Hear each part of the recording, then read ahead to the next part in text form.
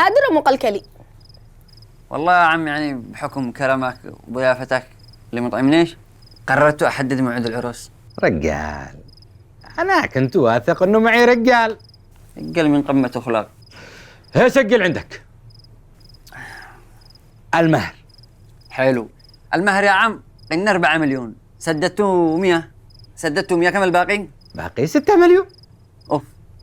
لا يا عم أنت بليد بالحسبة، الحسبة مش كده. والله ما غبي إلا أنت منتش داري كم قاهو الدولار. عصابة. وسجل عندك الصالة 3 أيام. 3 أيام؟ ليش يا عم 3 أيام؟ يوم الأخضر ويوم الحناء. يوم عزائي. وبعدين على فكرة اشتغل لكم إنه الصالة حاجة قديم.